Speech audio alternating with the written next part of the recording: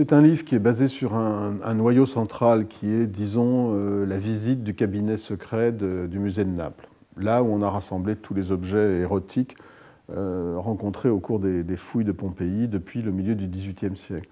Donc l'idée, c'était que on a une image des Romains toujours très, très dignes, des messieurs en toge faisant des grandes déclarations stoïciennes, ou enfin des grands philosophes, etc. Et en fait, on s'est aperçu au cours des fouilles, on a découvert au cours des fouilles que la société romaine n'était pas si rigide que ça et qu'une énorme quantité de mœurs, de coutumes, de pratiques était basée sur la sexualité, sur une sexualité qui est très différente de la nôtre.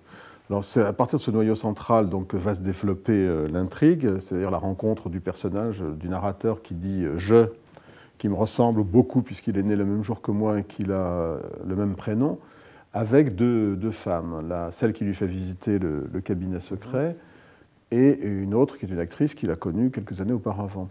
Et donc il va y avoir une sorte de nuit de débauche, on peut dire ça comme ça, pour employer un vocabulaire un peu 19e siècle, dans les ruines de Pompéi, cette nuit-là du 29 juillet. Mais en même temps, cette aventure d'un week-end à Pompéi, si j'ose dire, rappelle au narrateur toutes sortes de moments où il est passé par Naples, où il est passé par Pompéi, et en particulier son premier voyage à Naples, ensuite d'autres voyages, et donc un certain nombre d'histoires comme ça qui vont se greffer sur le récit principal. Voilà, on peut résumer ça de cette façon. Bien. J'allais demander s'ils étaient convaincus, mais comme je ne les vois pas, il n'y a pas forcément une interaction. C'est une petite blague. Si de la langue française, il ne devait rester qu'un mot, vous aimeriez que ce soit lequel? Je ne pense pas que la langue française puisse disparaître d'un seul coup comme ça. Mais on ne sait pas. Hein, aujourd'hui, avec le pouvoir d'achat, enfin bref. Musique. Musique? Oui. Ça rappellerait au moins la sonorité de la langue. La sonorité de la langue. Oui. En même temps, ce n'est pas un mot très français parce qu'il existe en plein non, ce n'est pas un mot seulement français. Mais est-ce qu'il y a des mots seulement français, uniquement français? C'est quasiment le même mot. Ouais. En anglais aussi, c'est vrai. Il y a plein de très beaux mots dans la langue française, mais bon, on ne peut pas les retenir tous. Donc, je ne sais pas, nuage, nuage, feuillage. Nuage, feuillage, voilà. ramage, corbage, dans le camembert. Enfant, vous aimiez jouer à quoi? Mon premier jeu, c'est un jeu d'ailleurs qui a été mis à l'honneur par les surréalistes et par Max Ernst. J'avais des parquets de plancher, enfin de chêne assez anciens chez moi, donc très plein de fibres.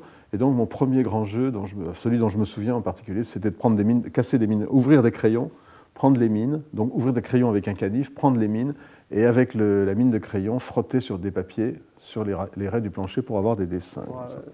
Voilà. Et c'est quelque chose que Max Ernst a fait dans les années 30, je crois, ou 40. C'est du tatouage de papier, en fait. Oui. Vous continuez? Vous le faites des fois? Non, mais il y a des jours, je me dis, vous voyez, par exemple, quand je vois un plancher comme ici, il y a des jours, je me dis, on devrait tous avoir nos papiers, nos crayons, et nos blocs de graphite pour faire ça, parce qu'il y a des endroits où l'empreinte, voilà, ce sont des empreintes, l'empreinte est magnifique. Quoi. Et ça, c'est la première chose, le premier jeu dont je me souviens. À propos de musique, quel compositeur détestez-vous? Ah, ça, c'est une très bonne question. Je pourrais dire que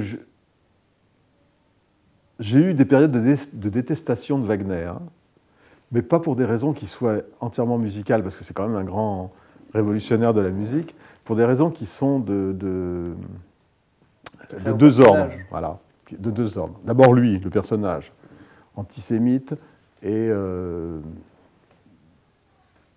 un des premiers, en fait, à son époque, à avoir écrit quelque chose de réellement antisémite dans le judaïsme, dans la musique.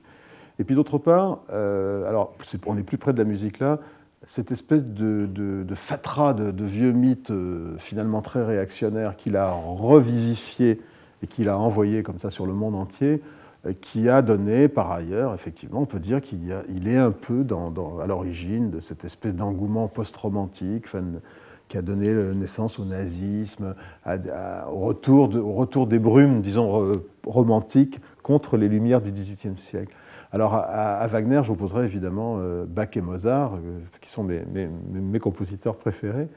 Et puis en même temps, non, je ne ferais pas comme Nietzsche, je ne dirais pas Bizet, quoi. C'est vrai que mais Nietzsche, c'était une mauvaise, comment dirais-je, une mauvaise querelle, quoi, disons. Mais je suis revenu un peu disons, sur ma détestation de Wagner, parce qu'il y a effectivement des trouvailles symphoniques extraordinaires et qu'on est souvent effectivement assez transporté quand on a au concert, en plus qu'au disque, quand on va écouter certaines pages de Wagner. Voilà. Alors peut-être il y a des internautes, là, peut-être les 3/4 sont largués, mais moi ça m'intéresse beaucoup. Quelle île déserte emporteriez-vous dans un livre? Quelle île déserte? Ah, bah alors voilà, comme j'ai été marin, je connais beaucoup d'îles désertes. Alors, elles ont toutes des avantages et des inconvénients. Bon, elles n'ont pas l'eau courante et le chauffage central, mais alors il y en a une que j'aime beaucoup, c'est celle de Robinson Crusoe, c'est-à-dire l'île de Juan Fernandez, qui est au sud du Chili. J'y suis allé, oui. Mais elle n'est pas non plus tellement sexy. Hein. Je veux dire, c'est pas du tout une île polynésienne avec des palmiers, la plage, etc. Oui, c'est une île. Ce qu'a laissé Robinson, j'imagine qu'il n'a pas nettoyé derrière lui aussi. Non, il a laissé. Il y a une stèle gigantesque. Enfin bon, les Chiliens, ont fait beaucoup de ramdam autour de cette île. Et elle n'est pas très hospitalière, mais c'est une vraie île déserte, quoi. Elle est assez extraordinaire. Alors sinon, évidemment, j'ai vu quelques îles dans le Pacifique qui sont idéales, mais peut-être une île bretonne quand même, c'est mieux. Île bretonne, oui. Oui, parce qu'en fait, à la différence des îles polynésiennes, il y a beaucoup à manger, quoi. C'est-à-dire qu'il y a pas le pathos voilà, il y a des bigorneaux. Il n'y a pas de palmiers, mais il y a des bigorneaux, il y a des huîtres, il y a quelquefois des langoustes égarées. Et je pense que on a trop l'image de l'île où on vit tout nu. Avec des noix de coco qui vous tombent sur la tête quand vous avez faim, enfin ce genre d'image d'épinal. Exactement, hein. Voilà. Moi, ce serait plutôt l'île Saint-Louis, je ne sais pas pourquoi. Enfin bref, je viens de trouver la réponse à mes questions. Hormis l'euro et le dollar, quelle est votre devise, si vous en avez une? Bah, moi, je regrette beaucoup